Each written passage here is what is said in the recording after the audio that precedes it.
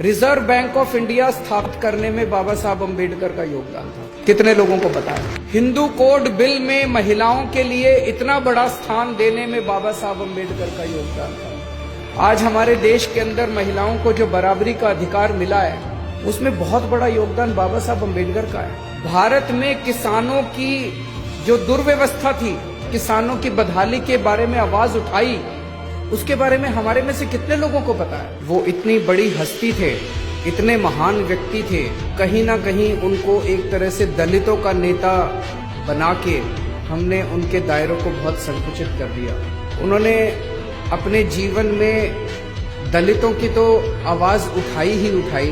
वो खुद उस समाज से आते थे, उन्होंने खुद अपने जिंदगी में बहुत संघर्ष किया, लेकिन उन्होंने समाज के हर उस वर्ग की आवाज उठाई जो समाज का वर्ग दबा हुआ था, कुचला हुआ था और जो अन्याय झेल रहा था।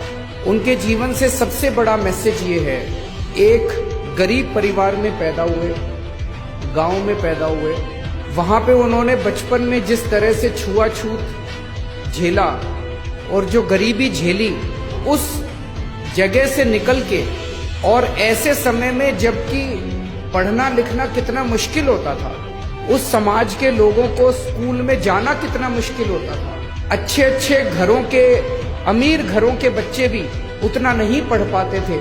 ऐसे में बाबा साहब अम्बेडकर ने इतने गरीब परिवार से निकल के और डबल डॉक्टरेट की डिग्री ली, कोलंबिया यूनिवर्सिटी से पीएचडी की और लंदन स्कूल ऑफ इकोनॉमिक्स से पीएचडी की। मैं समझता हूं आज की डेट में भी 2019 में कोलंबिया यूनिवर्सिटी से और लंदन स्कूल ऑफ इकोनॉमिक्स से, दोनों से डिग्री लेना, डॉक्टरेट की, पीएचडी की, हर व्यक्ति के बस की बात नहीं है। रिजर्व बैंक ऑफ इंडिया स्थापित करने में बाबा साहब अम्बेडकर का योगदान था। कितने लोगों को पता है?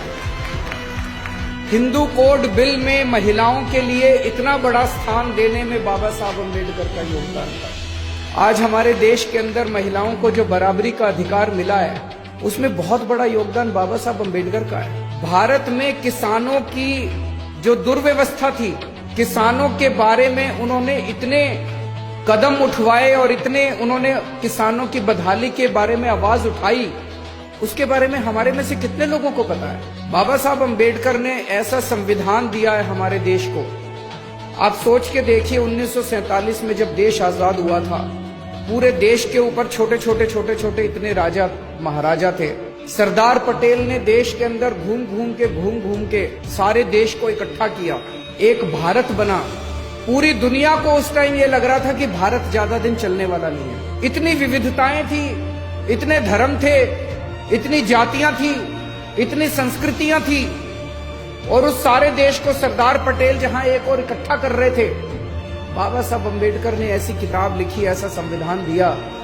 पूरी दुनिया को लग रहा था कि थोड़े दिन के बाद भारत के टुकड़े टुकड़े हो जाएंगे, भारत अलग अलग हो जाएगा, सारे लड़ मरेंगे। लेकिन बाबा साहब अम्बेडकर, आज 70 साल के बाद भारत अलग होने की बजाय धीरे धीरे भारत एक होता गया है। हम सारे लोग एक होते गए हैं, भारत इकट्ठा होता गया है।